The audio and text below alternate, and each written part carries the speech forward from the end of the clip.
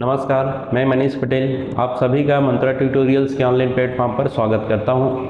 आज हम छत्तीसगढ़ के इतिहास के अंतर्गत महाकाव्य काल में महाभारत काल देखेंगे। महाभारत काल में भी छत्तीसगढ़ का उल्लेख मिलता है।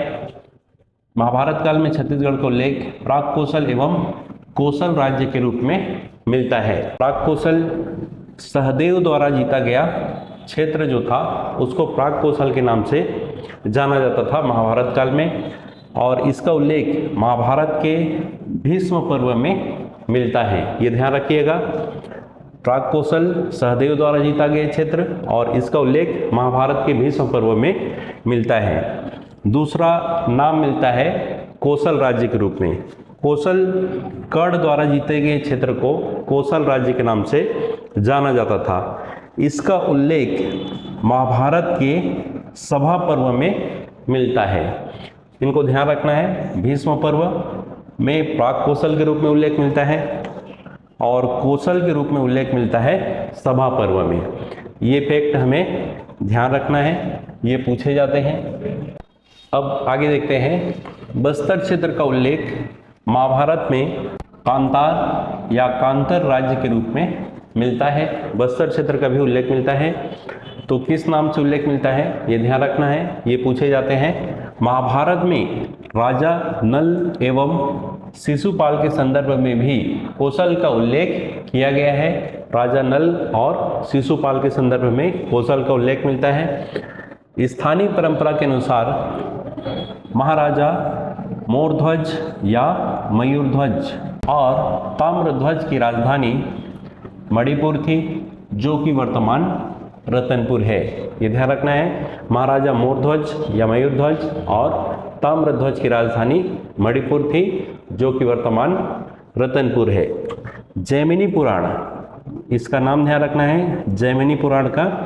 जैमिनी पुराण में उल्लेख है कि जैमिनी पुराण में ताम्रध्वज और मयूरध्वज की कथा मिलती है, मयूरध्वज या मोरध्वज की कथा मिलती है, जिसके अनुसार युधिष्ठिर द्वारा कराए जा रहे अश्वमेध यज्ञ के घोड़े को रत्नावलीपुर वर्तमान रतनपुर में मयूरध्वज या मोरध्वज के पुत्र ताम्रध्वज द्वारा पकड़ लेने के कारण अर्जुन व ताम्रध्वज में युद्ध हुआ।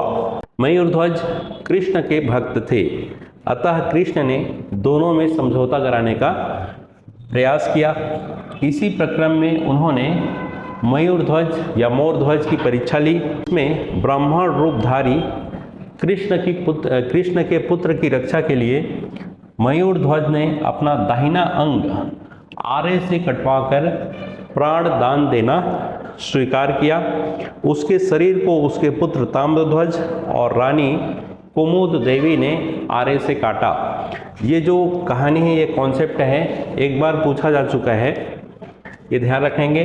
और इसका जो उल्लेख है ताम्रध्वज और मयूरध्वज की कथा का, ये मिलता है जैमिनी पुराण में। ये किस पुराण में मिलता है ये भी ध्यान रखना है, और ये कॉन्सेप्ट क्या है ये ध्यान रखना है। अश्वमेध यज्ञ किसके द्वारा कराया जा रहा था? युधिष्ठिर के द्वारा। रत्नावलीपुर में मयूरध्वज के पुत्र ताम्रध्वज द्वारा यज्ञ के घोड़े को, अश्वमेध यज्ञ के घोड़े को पकड़ा गया। फिर युद्ध किनके बीच हुआ था? अर्जुन और ताम्रध्वज के बीच। फिर आगे हमें ध्यान रखना है, कृष्ण ने दोनों में समझौता कराने का प्रयास किया था, अर्जुन और ताम्रध्वज में।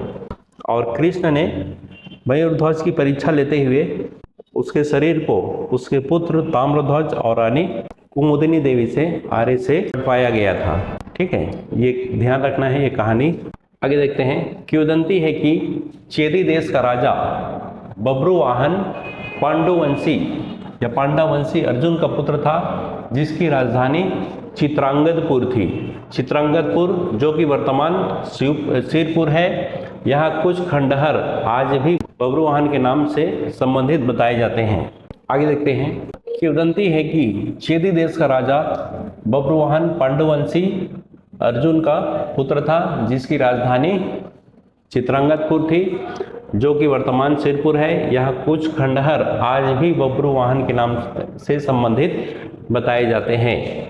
जनश्रुति के अनुसार खल्लवाटिका, वर्तमान खल्लारी जो कि महासमुंद जिले पे स्थित है, वहाँ पर दुर्योधन ने लाग का महल या लाक्षागृह का निर्माण करवाया था। ये ध्यान रखिएगा, लाक्षागृह का निर्माण दुर्योधन ने खल्लावाटिका या खल्लारी के पास बनवाया था। पंडित लोचन प्रसाद पांडे के अनुसार महाभारत के वन पर्व में वर्णित ऋषभ तीर्थ वर्तमान गुंजी है, जो कि शक्ति के निकट स्थित है, शक्ति जिले में। महाभारत के वन पर्व में यह श्लोक उल्लेखित है, ये ध्यान रखना है। ऋषभ तीर्थ या गुंजी का उल्लेख महाभारत के वन पर्व में किया गया है। इसमें एक श्लोक है, ऋषभ तीर्थ मासाद्य कोसलायाम नराधिपः वाजपे मनाप्नोति त्रिरात्रोपोषितो नरः। अर्थात हे नरेश्वर, दक्षिण कौशल के ऋषभ तीर्थ में जाकर स्नान करके 3 रात उपवास करने वाला व्यक्ति वाजपेयी यज्ञ का फल पाता है। मतलब इस स्थान का इतना महत्व था ऋषभ तीर्थ का, जो कि वर्तमान गुंजी के नाम से जाना जाता है, शक्ति जिले में शक्ति के निकट स्थित है। पौराणिक स्रोतों के अनुसार यह क्षेत्र इक्ष्वाकु वंशियों के अधीन था, जो मनु वैवस्वत के पौत्र तथा सुद्युम्न के पुत्र विंतास्व को यह क्षेत्र प्राप्त हुआ था। ये ध्यान रखिएगा, पौराणिक स्रोत में भी उल्लेख मिलता है। अब आगे देखते हैं महाभारतकालीन प्रमुख स्थल। महाभारतकालीन स्थल में देखेंगे, पहला मणिपुर या रत्नावलीपुर। मणिपुर या रत्नावलीपुर का वर्तमान नाम है रतनपुर। विशेष में देखेंगे, स्थानीय परंपरा के अनुसार रतनपुर ही महाराज मोरध्वज या मयूरध्वज एवं ताम्रध्वज की राजधानी मणिपुर थी। द्वापर युग में रतनपुर का नाम हीरापुर था, ये भी ध्यान रखिएगा। प्राचीन दंत कथा के अनुसार रतनपुर छत्तीसगढ़ की चारों युगों की राजधानी थी। चारों युगों में रतनपुर के नाम, ये नाम पूछे जा चुके हैं, किन किन युग में किन किन नाम से जाना जाता था, मतलब चारों युग में किन किन नाम से रतनपुर का उल्लेख मिलता है। तो सतयुग में मणिपुर के नाम से उल्लेख मिलता है, त्रेता युग में मणिपुर के नाम से, द्वापर में हीरापुर, कलयुग में रतनपुर के नाम से मिलता है, रतनपुर के नाम से उल्लेख मिलता है रतनपुर का। ये ध्यान रखेंगे, ये पूछा जा चुका है। सतयुग, त्रेता युग, द्वापर युग और कलयुग में रतनपुर के क्या क्या नाम थे। फिर आगे देखते हैं सिरपुर। अगला महत्वपूर्ण स्थल है रामायणकालीन सिरपुर। सिरपुर को महाभारत काल में चित्रांगदपुर के नाम से जाना जाता था। अर्जुन के पुत्र बब्रुवाहन की राजधानी थी चित्रांगदपुर। अर्जुन की पत्नी चित्रांगदा सिरपुर की राजकुमारी थी, ये ध्यान रखेंगे। बब्रुवाहन को अर्जुन व चित्रांगदा का संतान बताया गया है। तो अर्जुन के पुत्र बब्रुवाहन की राजधानी थी चित्रांगदपुर, जो कि वर्तमान सिरपुर है। अर्जुन की पत्नी चित्रांगदा यहाँ की राजकुमारी थी। तो बब्रुवाहन कहाँ से संबंधित था? सिरपुर से, ये ध्यान रखना है। अगला देखते हैं, अगला स्थल खल्लवाटिका, वर्तमान खल्लारी है खल्लवाटिका। यहाँ से लाक्षागृह के अवशेष मिले हैं, जिसमें पांडवों को जलाने का षड्यंत्र कौरवों ने किया था। मान्यता है कि इस स्थान पर हिडिंबा और भीम का विवाह हुआ था। यहाँ माता खल्लारी का मंदिर है। मान्यता है कि यह मंदिर महाभारत काल से भी पुराना है। इस स्थान के आसपास ऐसे अनेक प्रमाण हैं जो बताते हैं कि कभी पांडवों ने यहाँ निवास किया था। यहाँ से भीमखोह और भीम के पदचिन्ह भी प्राप्त हुए हैं। ये खल्लारी है, खल्लारी भी महाभारत काल से संबंधित है, खल्लारी या खल्लवाटिका, इसके बारे में भी पूछा जाता है। आगे देखते हैं भांडेर। भांडेर वर्तमान आरंग को भांडेर के नाम से जाना जाता है। तो विशेष मोरध्वज की कथा से संबंधित स्थान, जो मोरध्वज या मयूरध्वज और ताम्रध्वज की कथा से ये संबंधित स्थान है।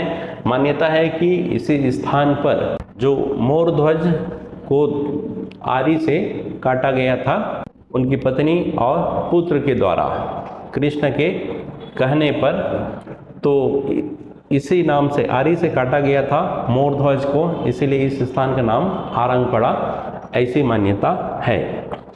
ऋषभ तीर्थ का वर्तमान नाम है गुंजी। ये शक्ति जिले में स्थित है, शक्ति के पास। पंडित लोचन प्रसाद पांडे ने महाभारत के वन पर्व में वर्णित ऋषभ तीर्थ को मोरध्वज एवं ताम्रध्वज से संबंधित किया है। अन्य महत्वपूर्ण तथ्य हम देखेंगे तो महाभारत के भीष्म पर्व में महानदी का नाम चित्रोत्पला मिलता है। महाभारत में तेल नदी का नाम उत्पलावली और उत्पला भी मिलता है, तेल नदी का नाम। ये ध्यान रखेंगे, ये पूछा जाता है, महानदी का पूछा जा चुका है कि महाभारत काल में महानदी को किस नाम से जाना जाता था और भीष्म पर्व में किस नाम से उल्लेख किया गया है महानदी का, तो चित्रोत्पला नाम मिलता है महाभारत के भीष्म पर्व में महानदी का नाम।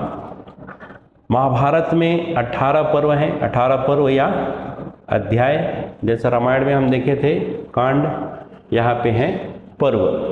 पहला है आदि पर्व, दूसरा है सभा पर्व, तीसरा है वन पर्व, चौथा है विराट पर्व, पांचवा है उद्योग पर्व, छठवां है भीष्म पर्व, सातवां है द्रोण पर्व, आठवां है अश्वमेधिक पर्व, नौवां है महाप्रस्थानिक पर्व, 10वां है सौप्तिक पर्व, 11वां है स्त्री पर्व, 12वां है शांति पर्व, 13वां है अनुशासन पर्व, 14वां है मौसल पर्व, 15वां है कर्ण पर्व, 16वां है शल्य पर्व, 17वां है स्वर्गरोहण पर्व, 18वां है आश्रमवासिक पर्व।